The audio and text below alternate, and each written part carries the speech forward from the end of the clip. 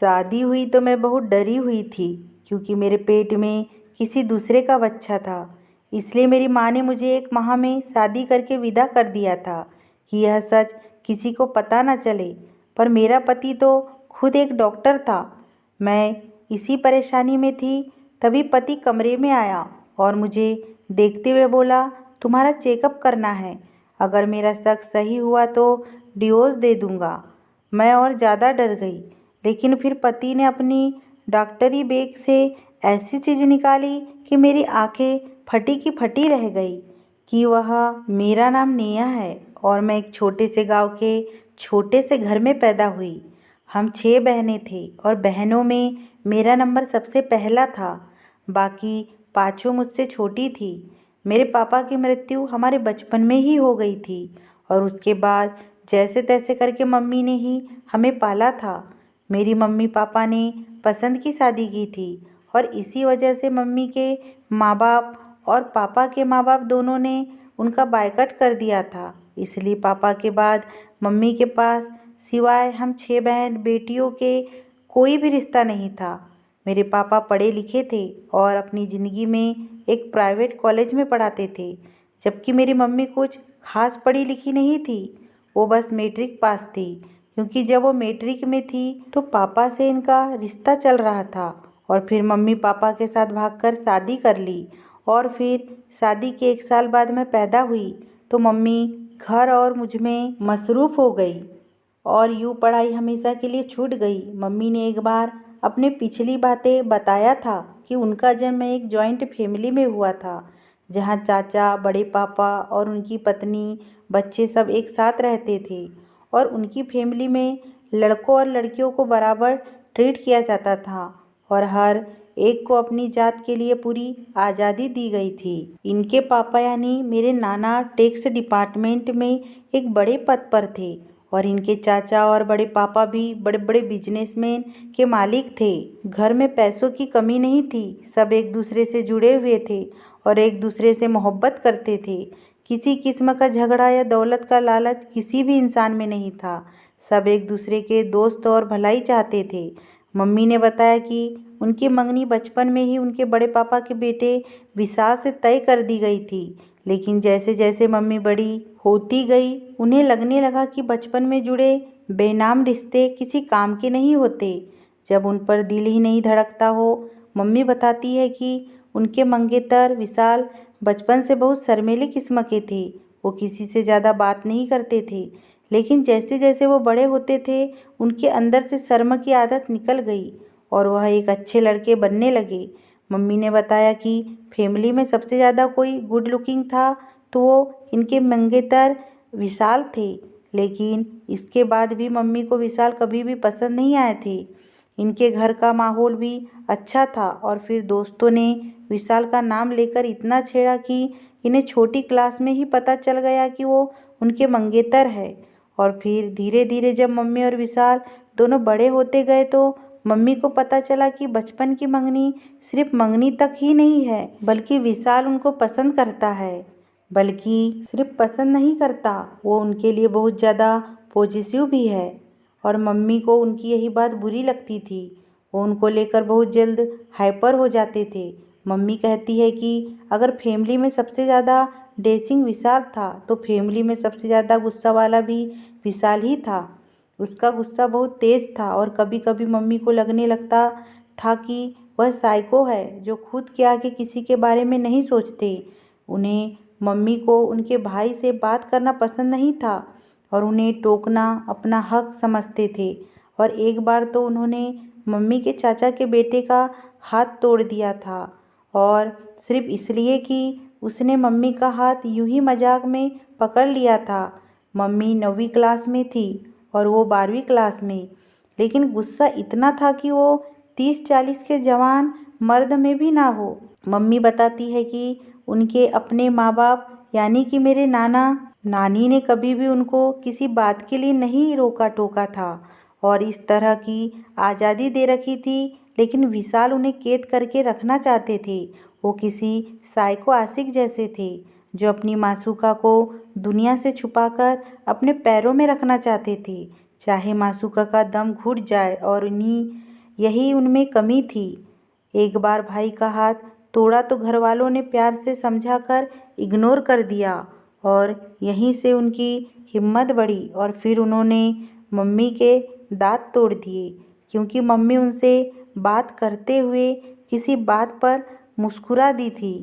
इस बार हद हो गई थी और मम्मी को विशाल से नफरत हो गई थी। विशाल की हरकतें किसी नॉर्मल इंसान की हरकतें नहीं थी और यही बात मम्मी ने जब बड़े पापा से कि वो विशाल का इलाज करवाए क्योंकि विशाल एक साइको पेशेंट है और इससे जबकि जान को खतरा है, तो पहली बार मम्मी के बड़े पापा ने मम्मी के मुंह पर थप्पड़ दे मारा था और इसी बात ने मम्मी की नफरत को और हवा दे दी थी। इन्हीं दिनों विशाल का रिजल्ट आ गया था और साथ ही उसके विदेश के एक मेडिकल कॉलेज से स्कॉलरशिप ऑफर आए थे, तो मम्मी के बड़े पापा ने उसे वहाँ भेजने की सारी तैयारी कर ली, जबकि वह जाना नहीं चाहता था। और जब गया तो जाते हुए सब भाई को वार्न करके गया था कि कोई भी मम्मी के आसपास नजर ना आए। विशाल से सब भाई इस कदर डर गए थे कि अब वो मम्मी के आसपास भी नजर नहीं आते और यूं मम्मी अकेले और तन्हा हो गई थी और हर गुजरता लम्हा उनके दिल में विशाल के लिए नफरत की जड़ें मजबूत कर देता था।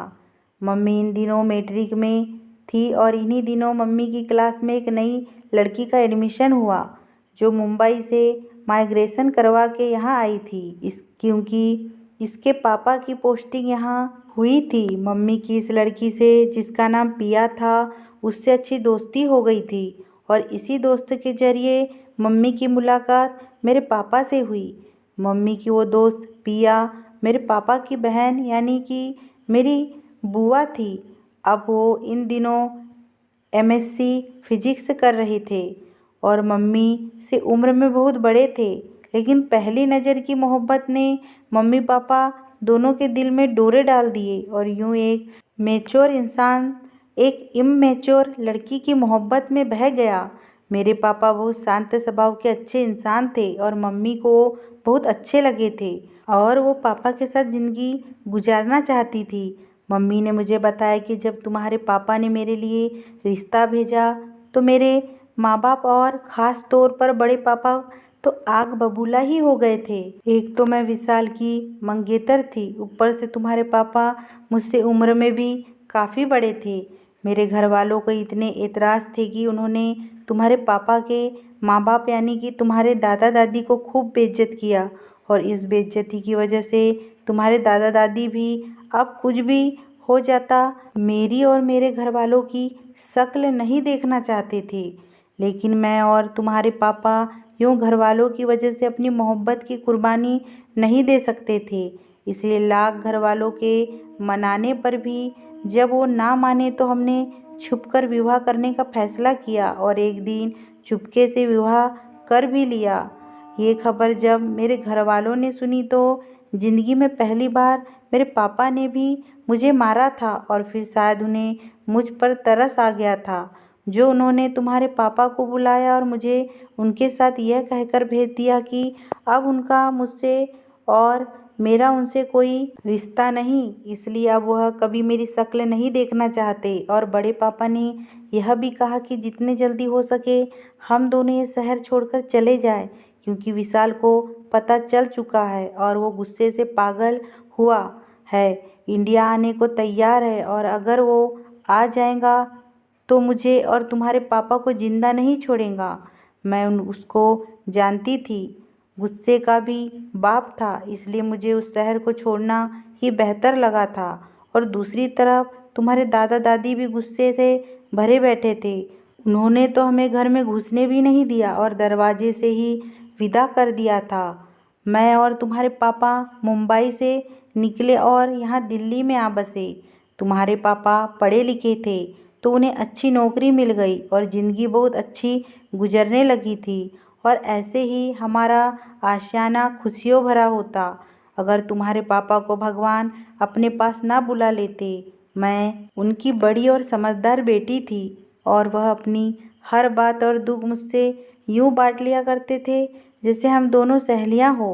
अपनी पिछली बातें करते करते यूँ मायूस हो गई थी और मुझे भी पापा की याद आ गई थी। मैं 12 साल की थी जब पापा का रोड एक्सीडेंट हुआ और वो दुनिया से चले गए। उनके साथ की ज़िंदगी और उनके बाद दूसरी ज़िंदगी में बहुत फ़र्क था। उनके साथ ज़िंदगी रंगीन और खूबसूरत थी। दुनिया की हर साया सर पर था और अब उनके बाद ऐसा वक्त भी आया जब हम खाने को भी तरस गए थे और तब मम्मी ने लोगों के घरों में काम करना शुरू कर दिया और हम 6 बेटियों को पालने लगी। पहले मम्मी के पापा और फिर मेरे पापा ने मुझे फूलों की सेज पर रखा था और अब कदम कांटों पर पड़े थे तो बहुत तकलीफ़ हो रही थी, लेकिन बर्दाश्त शर्त थी जीने की और यूँ मेहनत करती रही और हम बड़े होते गए। मुझे मम्मी ने दोस्त समझकर सब बताना शुरू किया तो मुझे डिप्रेशन में पढ़ाई से मन उचट गया। मैंने मम्मी से कह दिया कि वो अपनी मेहनत की कमाई मुझ पर खर्च ना करे। मैं पढ़ नहीं सकती। पढ़ाई छोड़कर मैंने एक फैक्ट्री में नौकरी पकड़ ली जहाँ से मुझे 20,000 मिलते थे। मैं जब मम्मी के हाथ पर इन पैसों को रखती तो उनके चेहरे पर छाई खुशी देखकर मैं पुरसुकून हो जाया करती। मुझसे छोटी बहन पढ़ाई में काफ़ी अच्छी थी और मुझसे साल भर छोटी ने मैट्रिक के इम्तिहान में पूरे बोर्ड में टॉप किया था और फिर उसका एडमिशन अच्छे और बड़े कॉलेज में हुआ था। मेरे सब बहनें पढ़ लिख कर कुछ बनना चाहती थी और मम्मी की मेहनत को ख़राब नहीं जाने देना चाहती थी। मम्मी भी हम सबसे बहुत मोहब्बत करती थी और भरोसा करती थी, लेकिन एक दिन फिर सारा भरोसा टूटकर ख़त्म हो गया। क्या उनकी सारी ज़िंदगी की मेहनत एक पल में ख़त्म हो गई थी और इसे ख़त्म करने वाली मैं थी। मैंने उस औरत की मेहनत को मिट्टी में मिला दिया था जिसने अपनी जवानी हमें संवारने पर गुजार दी थी।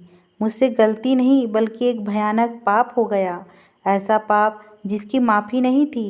मेरे उठाए एक गलत कदम ने मेरी बहनों का भविष्य खतरे में डाल दिया और मेरी माँ का सब बहनों से भरोसा ख़त्म करवा दिया।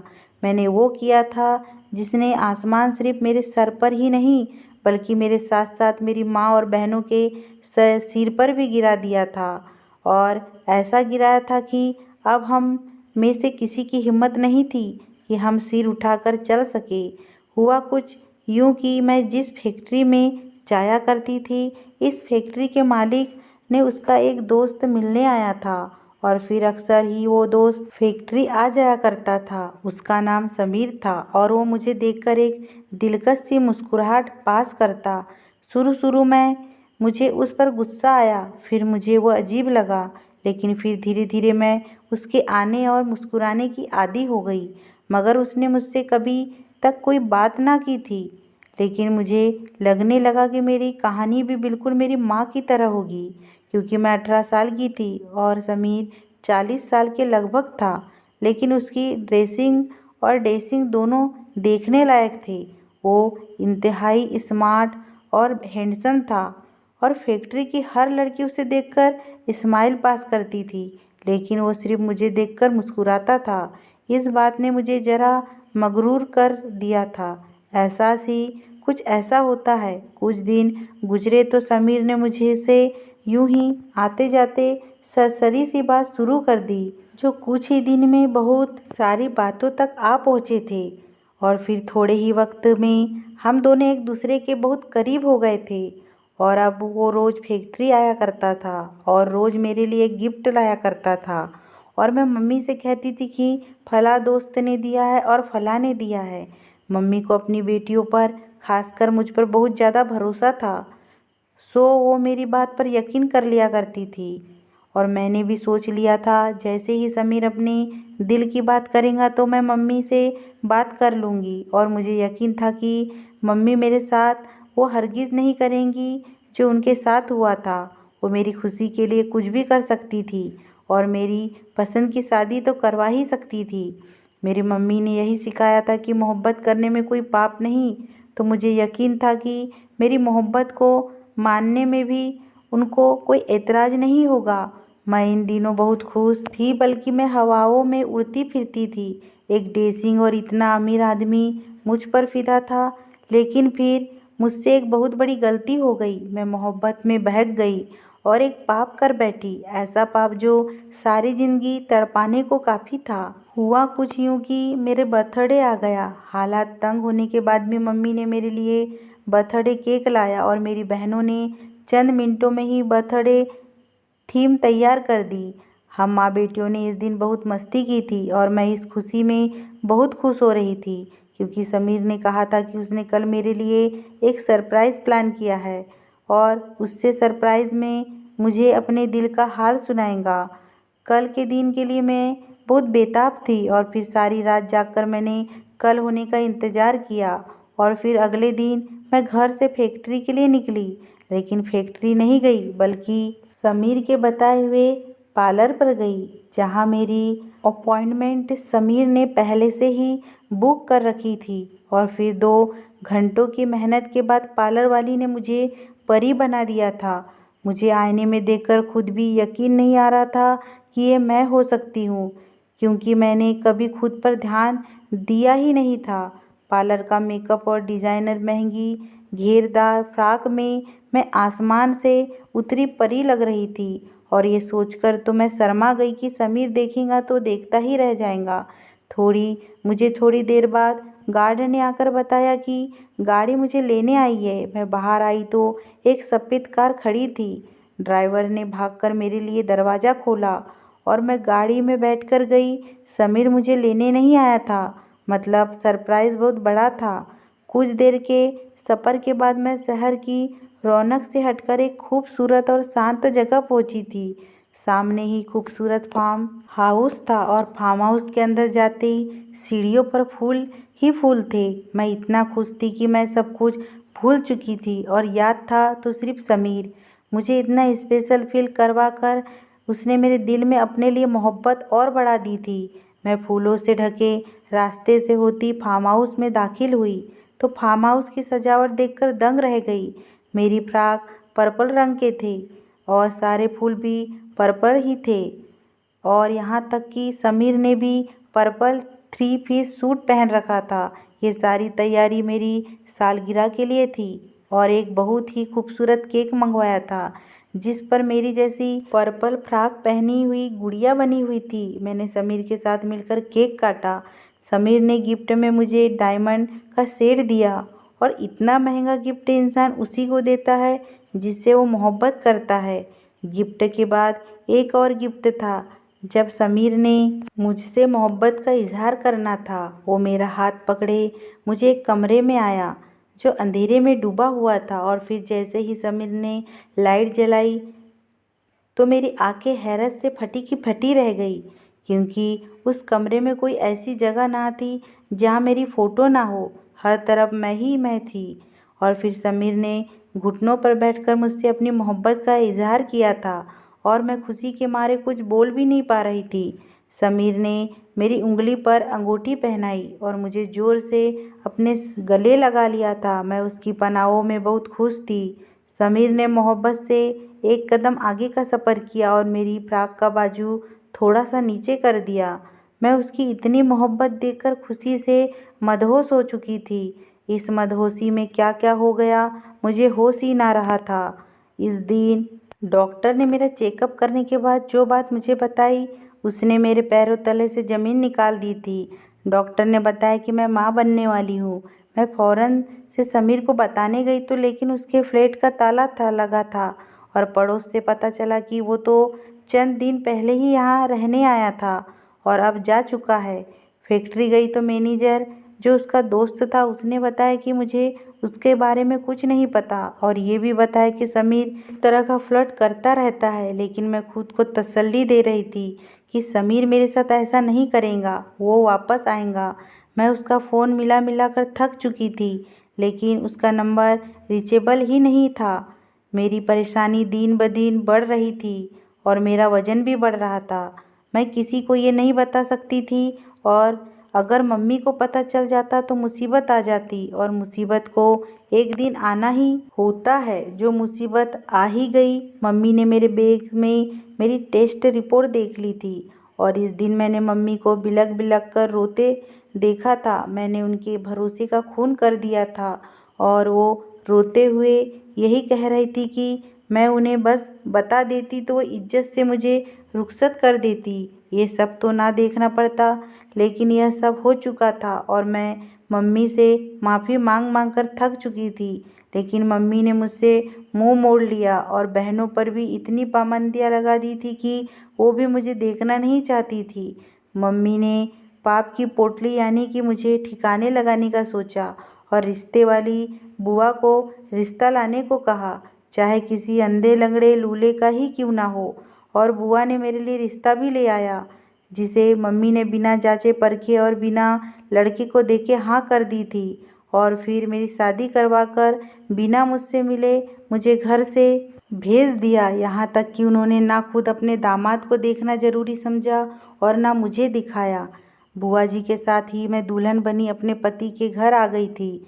बुआ जी शायद मेरे पति को जानने वाली थी। वो मुझे कमरे में बिठाकर जा चुकी थी। वो एक अच्छा और बहुत बड़ा घर था।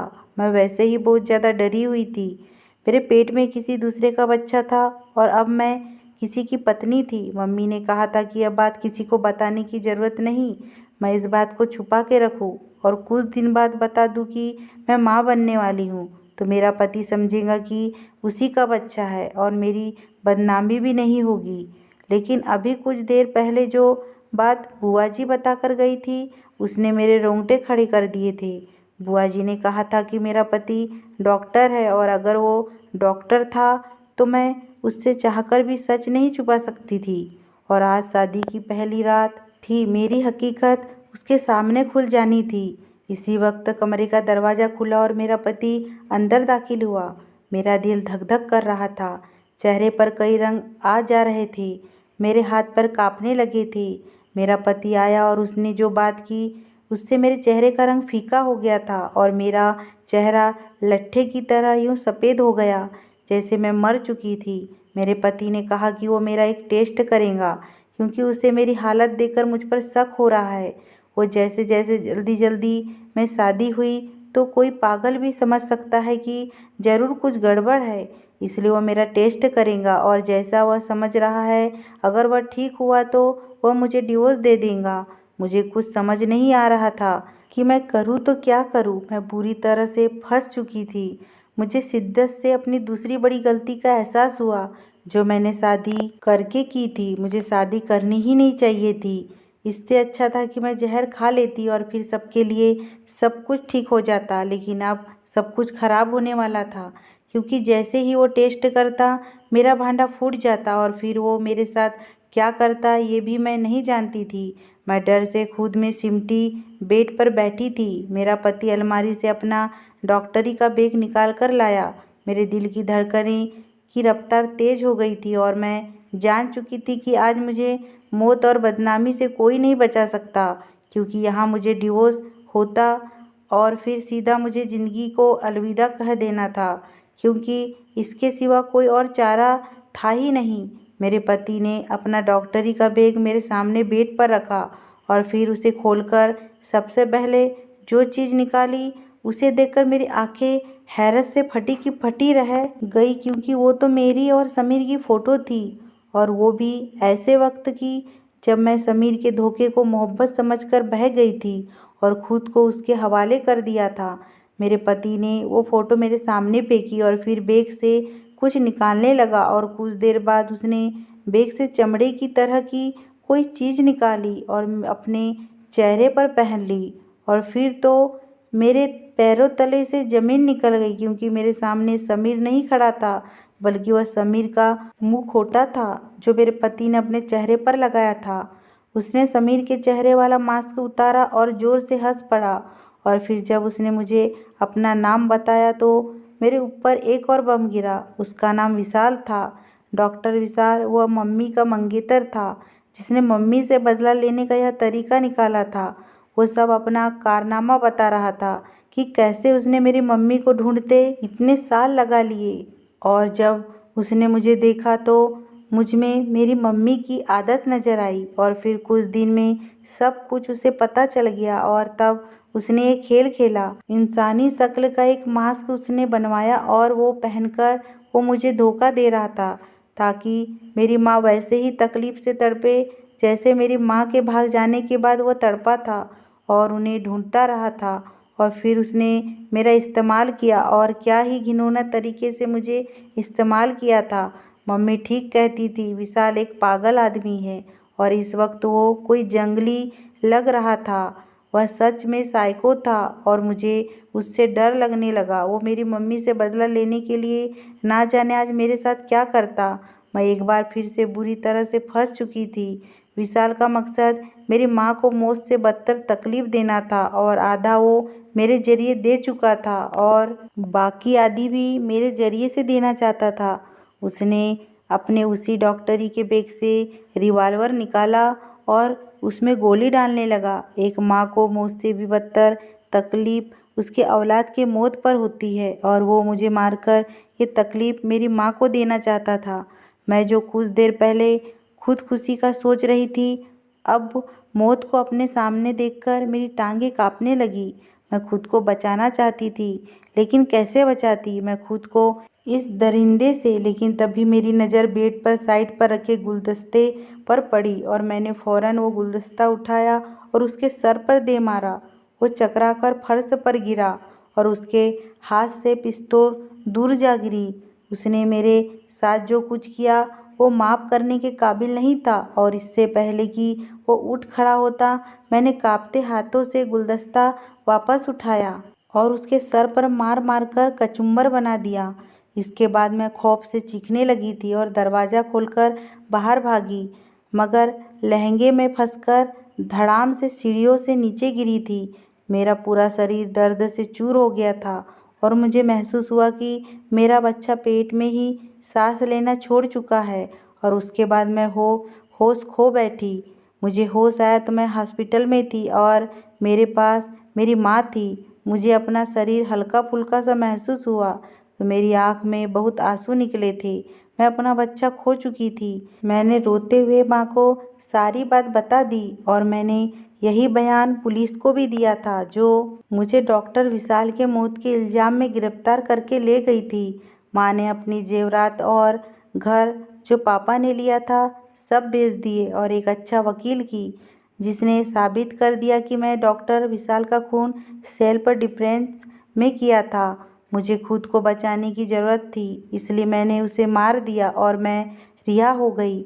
माँ ने मुझे माफ़ कर दिया था और ज़िंदगी को हमने एक बार फिर से नए सिरे से शुरू कर दिया था। अगर ये स्टोरी पसंद आई हो दोस्तों, तो प्लीज़ मेरे चैनल को सब्सक्राइब कीजिए, लाइक कीजिए, कमेंट कीजिए। प्लीज़ मुझे सपोर्ट कीजिए।